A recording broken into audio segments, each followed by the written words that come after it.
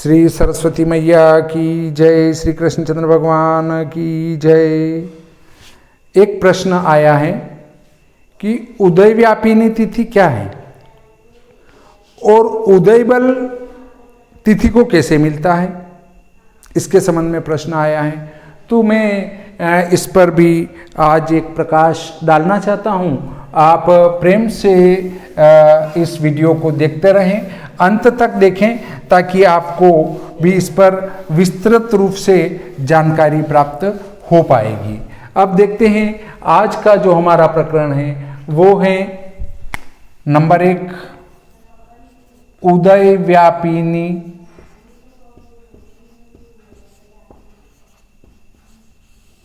तिथि, और नंबर 2 पर आती हैं उदय बल युक्त तिथि।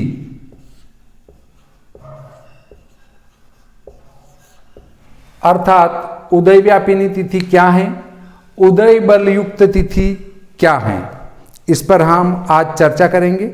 मैं श्री भादव माता पंचांगकर्ता ज्योतिषाचार्य पंडित भागीरथ जोशी विश्व सायन लग्न सारिणी, विश्व दिनमान सारिणी, विश्वोपकार नयनम, भविष्यफल मार्तंड आदि पुस्तकों का लेखक निमत्स्य।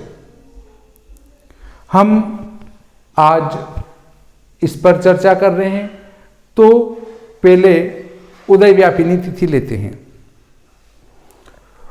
उदय व्यापिनी, उदय धन व्यापिनी, उदय अर्थात जब सूर्योदय होता है। यहाँ उदय का अर्थ सिर्फ सूर्योदय से लिया गया है, चंद्र से कोई मतलब नहीं है, अन्य ग्रहों के उदय से यहाँ कोई मतलब नहीं है। उदय व्यापिनी का अर्थ है सूर्य का उदय होना, अर्थात सूर्य जिस समय उदय हो रहा है उस समय पर जो तिथि विद्यमान है उसी तिथि को उदय व्यापिनी तिथि कहेंगे। अब जैसे मान लेते हैं किसी महीने की प्रतिपदा है और प्रतिपदा है वो 10 घटी 5 पल है, तो सूर्योदय इसी में होगा, अर्थात सूर्योदय के बाद 10 घटी 5 पल है, तो ये उदय व्यापिनी तिथि कहलाएगी। अर्थात जो हमारी प्रतिपदा तिथि है वो उदय व्यापिनी तिथि है। अब माना द्वितीया तिथि वो है 5 घटी 25 पल, और इसी दिन अर्थात ये आपका शनिवार है, ये आपका रविवार है, और फिर रविवार को तीज तिथि है वो 55 घटी 59 पल है माना।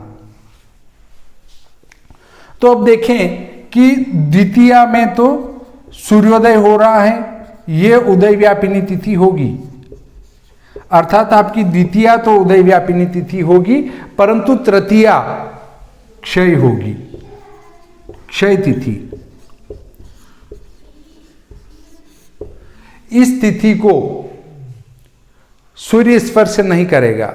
सूर्य स्पर्श नहीं करने का अर्थ है कि सूर्योदय स्पर्श नहीं करेगा, क्योंकि इस दिन का सूर्योदय द्वितीया में हुआ और 55 घटी 59 पल अर्थात 56 घटी पर तीज समाप्त हो जाएगी रविवार को ही, और चौथ लग जाएगी।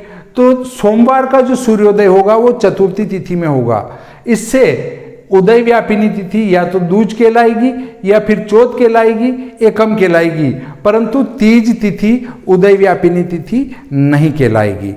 आप इस प्रकार स्पष्ट रूप से समझ चुके होंगे कि उदय व्यापिनी तिथि क्या है।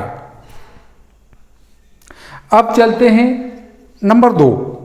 नंबर 2 आता है उदय बल युक्त तिथि या उदय बल प्राप्त होने वाली तिथि। उदय बल युक्त तिथि, उदय बल क्या है? ये उदय बल जो है एक कपोल कल्पित बात है, शास्त्रीय बात नहीं है। ये जो कुछ अहम में लिप्त अपने आप को बहुत बड़े विद्वान समझने वाले, उन्हें एक अलग ही परिभाषा निकाली, उदय बल युक्त तिथि, उदय बल प्राप्त करने वाली तिथि। बाकी शास्त्रों में ऐसा कहीं नहीं बताया है कि तिथि को उदय बल मिल जाता है।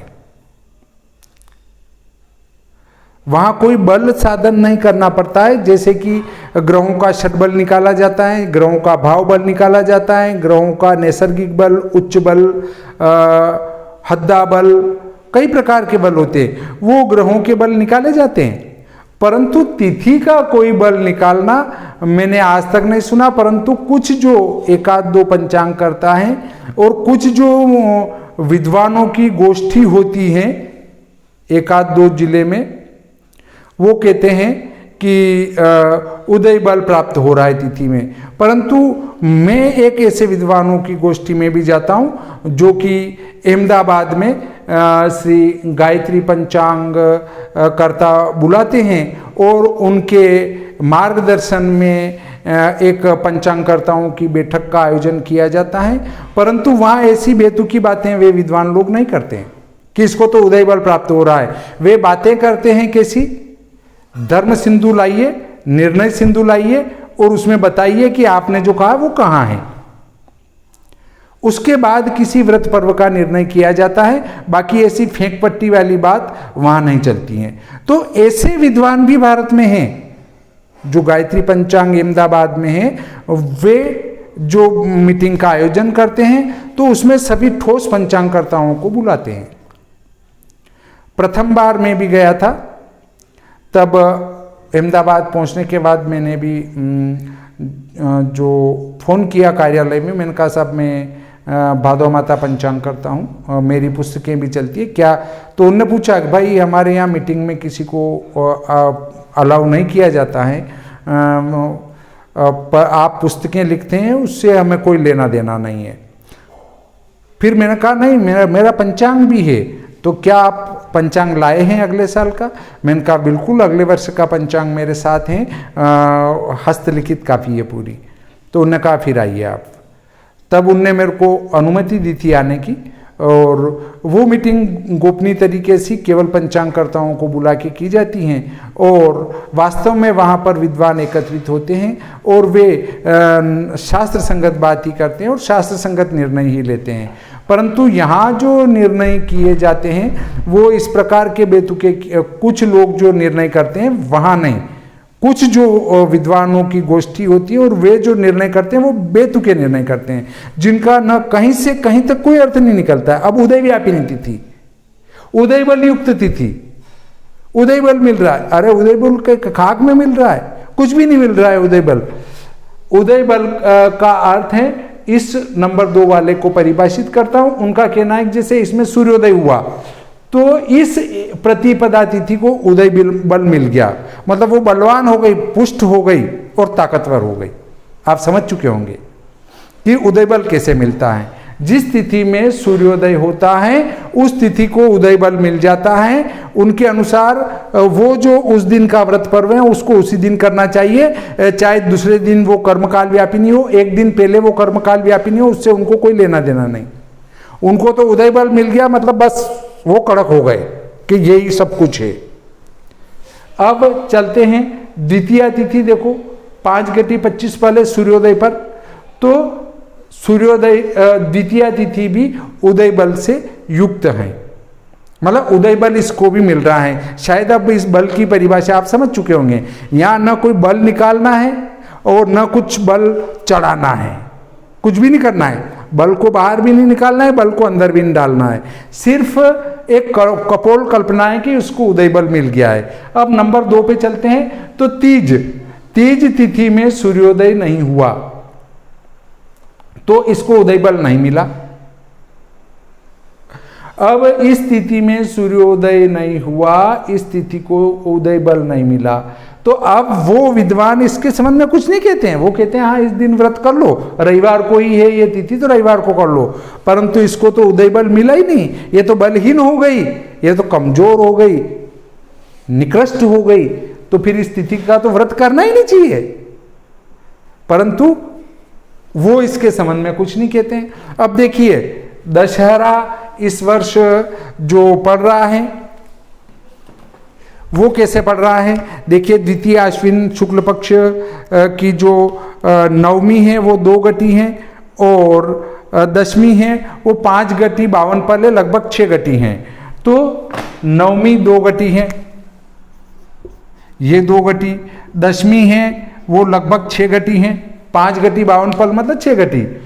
तो नवमी को यहाँ उदय बल मिल रहा है, दशमी को यहाँ उदय बल मिल रहा है, परंतु वे इसका व्रत मतलब दशहरा वे इस दिन मनाएंगे।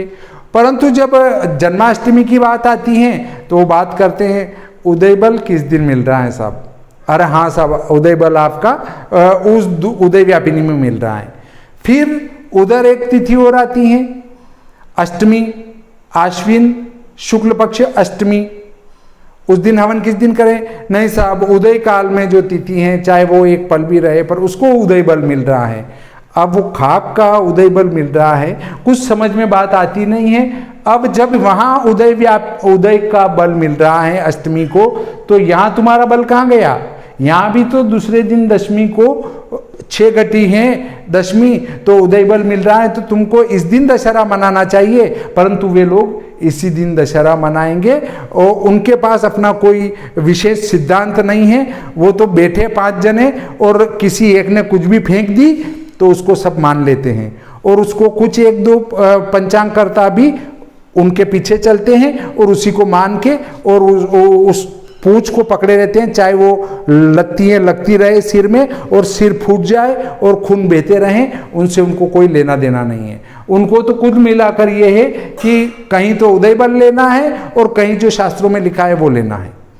इस प्रकार आपने जो कमेंट बॉक्स में लिखा था कि उदय व्यापिनी तिथि क्या है और उदय बल तिथि को कैसे मिलता है, इसको समझाएं, तो मैंने इसको परिभाषित कर दिया। शायद आपके समझ में आ गई होगी कि यहाँ कोई न तो बल भरना है और न कोई बल निकालना है, न कोई गणित करना है, न कोई कथा करना है, कुछ भी नहीं करना है। वो तो खेल करना है कि साहब नहीं साहब उदय में तिथि है इसलिए इसको उदय बल मिल गया, बाकी कोई बल मिलता नहीं है। कर्म काल व्यापिनी तिथि होना चाहिए या साकल्य पादिता तिथि होना चाहिए, या फिर उस व्रत पर्व का निर्णय ऐसा हो कि चाहे वो उदय काल में एक पल भी रहे उसको पूरे दिन माना जाए, तो वो शास्त्रोक्त निर्णय वो होता है, उदय बल वाला कोई निर्णय नहीं होता है। ये कपोल कल्पित बातें हैं और विद्वानों को इन बातों में कदापि नहीं आना चाहिए और शास्त्रों का आधार लेना चाहिए। चाहे हमारा पंचांग पीटे, चाहे अच्छा बिके चाहे न बिके, पर शास्त्र विरुद्ध मन माने ढंग से यदि कोई बात करता है तो उसे नक्षत्र सूची होने का दोष लगता है और वो सीधा नरकगामी होता है, क्योंकि उसने शास्त्रों का विरोध किया है। परंतु ऐसे तो कई व्यक्ति हैं जो शास्त्रों का विरोध करते हैं, वे सब नरकगामी होंगे। इस प्रकार आज का ये प्रकरण संपूर्ण होता है। श्री सरस्वती मैया की जय, श्री कृष्णचंद्र भगवान की जय।